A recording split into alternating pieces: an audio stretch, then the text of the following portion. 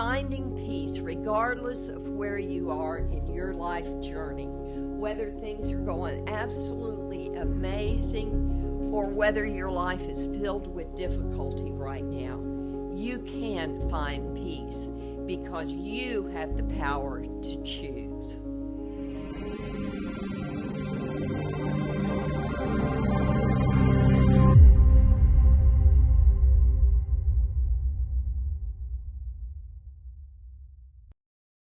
My talk is called The Power of Choice. And I was thinking back to when I first went to the Center for Spiritual Living. I think it was 28 or 30 years ago. It was a long time ago.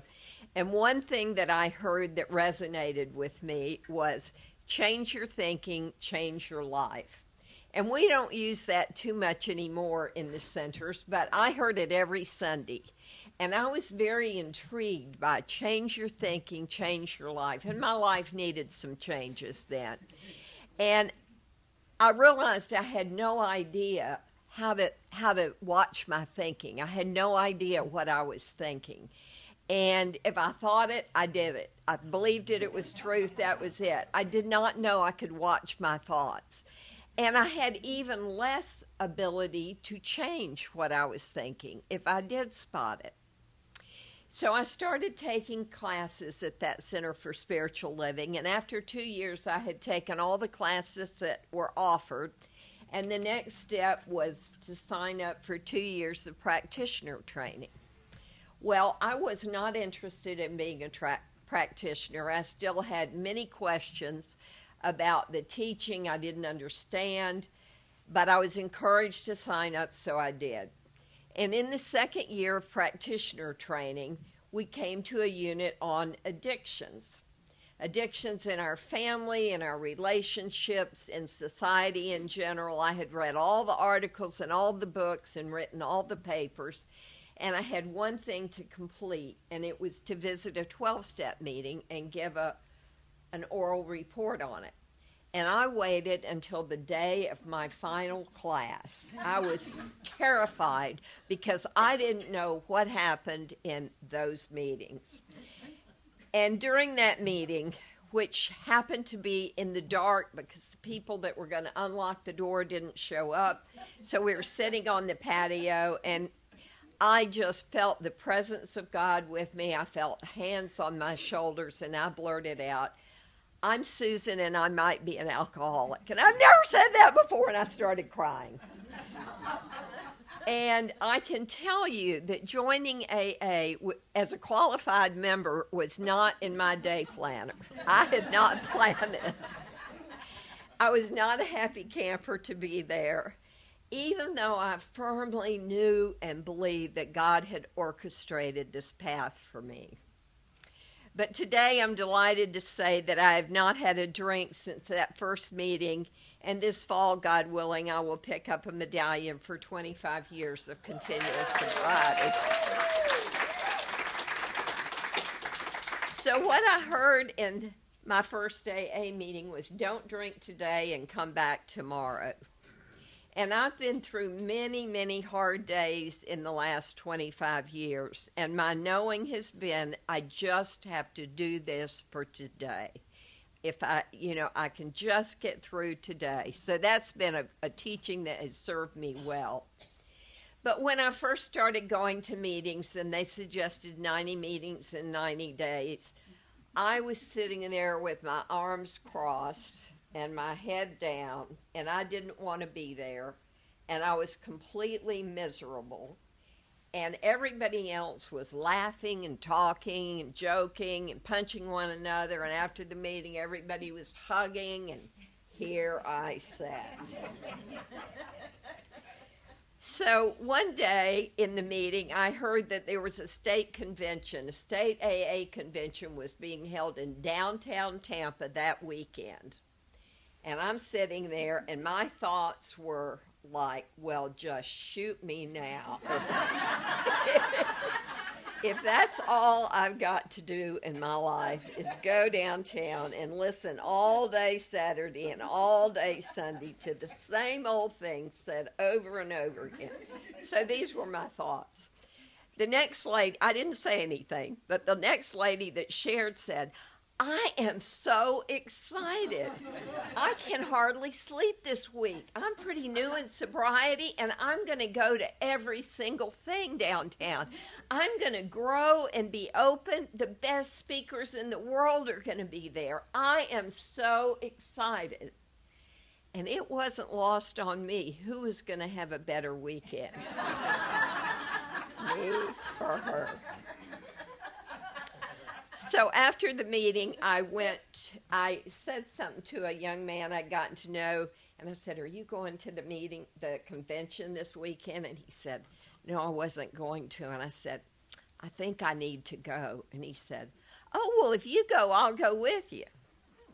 So we arranged, he picked me up, and we went downtown, and we went at 6 a.m. the next morning to a meditation meeting. It's on the top of the hotel. It was dark, all the stars were out, and it was absolutely perfect. I mean, I loved it. He loved it. And we ended up staying all day long, going to workshops and hearing keynote speakers and going to meetings, and we had a wonderful time. We stayed until late, and he said, what about tomorrow? And I said, yeah, I'm ready to go back. And he said, I am too. So we were back at 6 the next morning for the meditation meeting. So I learned to change my thoughts by taking action and doing something different. And I'm encouraging you right now to learn to watch what your thoughts are saying to you. Take time every morning to simply sit and acknowledge the tendency of your thoughts. Whether you're thinking you're going to have a hard day, or whether you're really angry about something somebody said yesterday, or you've got a resentment that you've been carrying on, you may want to journal to get it out of you. Read a daily devotional, anything to bring a more positive thought to the forefront. I've been working on this concept for many years, and somewhat successfully, not totally successfully, but it's been there for me anytime I wanted to use it. And another thing that I heard at the Spiritual Center, the Center for Spiritual Living, when I first went was, the universe is for me and never against me. Now, I wasn't sure I fully bought into that. And I've struggled with it from time to time, but now I have no doubt that the universe is for me, God is for me, and never against me. So I encourage you, if you need to wrestle with this belief, if you're just not sure about it, test it out in your life. Work on this so that you can believe the universe, God, your higher power, whatever you call it, is for you and not against you. The sooner you can surrender and trust this, the easier your life will be. So Reverend Lane said in our Zoom meeting this week on spiritual economics, you are responsible for your thoughts. And I just reiterate, you alone are responsible for your thoughts. Now, most of you know that many of you know that I was diagnosed with breast cancer this spring. I found a lump 9 months after a clear mammogram. So, ladies, public service announcements, check your girls. Check your girls. Get your mammograms. Don't let this pass by you. But I saw my primary care, and he affirmed it was a large lump. It's hard to miss, and he gave me a prescription for an MRI. And he gave me a list of imaging centers to call to set up an appointment, and then he gave me a list of breast surgeons to set up an appointment. So the next morning, I started calling. All of the imaging centers, and they were booking 3 or 4 weeks out. And some had 2.5 weeks, but I didn't want to wait that long. And so I kept calling down the list. And I found a place in Clearwater. If I drove over the next night, they could do it. So I drove to Clearwater the next night and had the MRI. I drove home. You know, you don't get the results while you're there. And set up a portal so they could send me the information. And the next day, I started calling breast surgeons. Well, they were booking 3.5 to 4 months out before I could get an appointment. And I thought, well, what am I going to do? And I kept calling and calling, and I called a couple people I knew to see if they knew anybody that they could get me in with. And it just, I didn't know what to do. So that evening, I got a ping on my phone that the portal had a message for me, a test result. So I opened it and I read down, and of course I didn't understand a lot of what it said, but the bottom line said, highly suspicious for malignancy. And I had to take a deep, deep breath. You know, that was not the news I wanted. And so I sent that report to some family members who are medical, and to my son and daughter, and to Reverend Lane and Terry, her wife, who's the newly retired nurse practitioner. And they got them Wednesday night after a class here at the center. And they were in the car driving home to Sarasota. And they called me. And so I was on speakerphone with both of them. But Terry took over, and she said, from what she read, it definitely sounded like cancer. And I said, well, what's next, Terry? What do I do next? And so she started talking about surgery and the best option for me, and went through all the options. And I said, but I can't even get in to see anybody for 3.5 to 4 months. I don't know what to do. And Terry said, well, I can probably get you in Sarasota, but since you live in Tampa, that's not going to be very convenient. And I agreed, and Lane interrupted and said, okay, you two, stop talking. It's time for prayer. And Lane did a 30-second prayer that said, Susan's care is taken care of. She does not need to worry. The right and perfect solution will come to her. She will have all the care she needs. She does not need to worry or do anything else. It is coming to her easily and effortlessly. And I said something smart-assy like, well, from your lips to God's ears, Lane. And she said, no, you need to believe this. You need to be open and believe that care is coming to you easily and effortlessly. And I had to take a couple of deep breaths before I could believe that. And I said, okay, I accept it. That is, I know that the right help is coming to me easily and effortlessly. So the next morning I was taking out my trash. I live in a high-rise condominium, and there's a trash chute. And my neighbor Joni, who's also a retired nurse practitioner, she was out there, and she said, well, how are things going? And so anyway, I tell her the story. And I said, I can't find a breast surgeon to see me, and I don't know what to do next. I'm just stuck here. And she said, well, I could probably make some calls and maybe get a recommendation. I think, I'll call my primary. He's a personal friend. And I said, oh, great. Thank you so much. I really appreciate that. And she said, but I'm going to go ask John first. And John's her husband. And I hadn't even thought that John was a retired physician, and he's on the staff of USF Medical School. So about 5 minutes later, my phone rang, and it was John. And he said, are you willing to drive out to Moffett? And I said, well, yes. And he said, well, I have a couple of contacts. They're not strong. I don't know that anything will come from it, but I'm going to text them.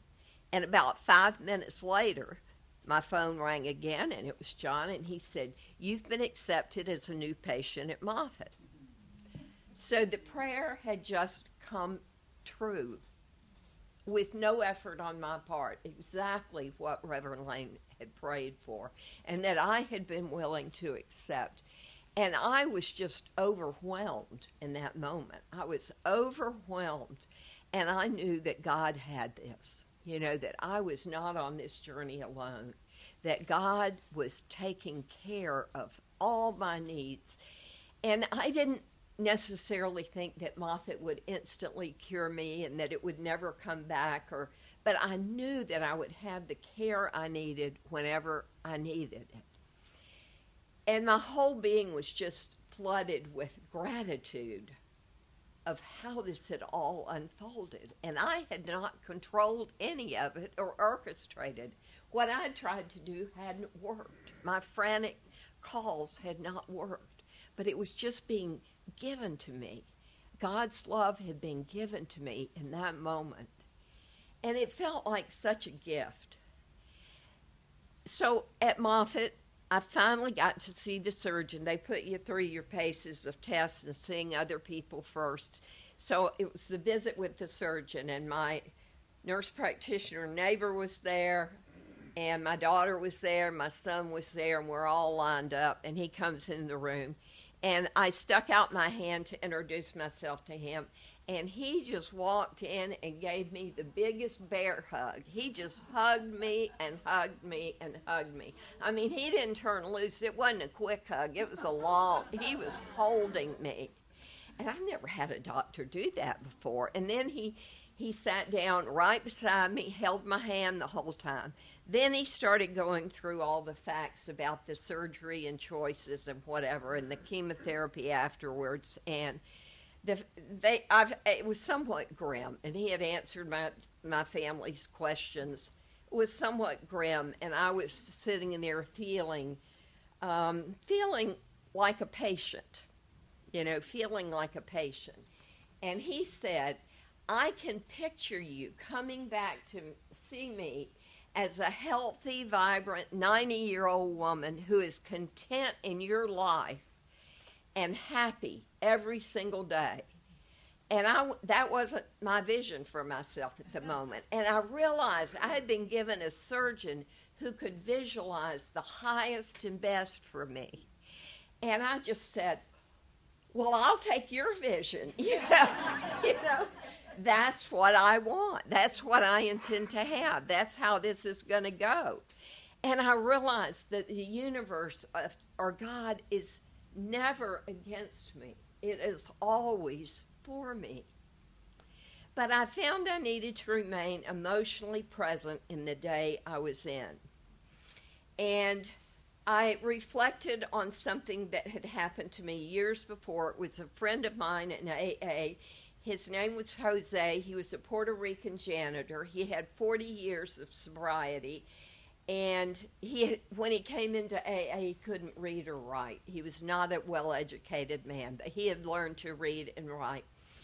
And he was the wisest man I had ever heard speak. I just loved to hear Jose speak because his wisdom came from deep within. And I was talking in the meeting about The Power of Now by Eckhart Tolle, the book. It was popular then, and I was talking about it. It was helping me learn how to stay in the present moment. And so after the meeting, he came up and he said, I'd like to borrow that book, or what's the name of it? I might just go get it.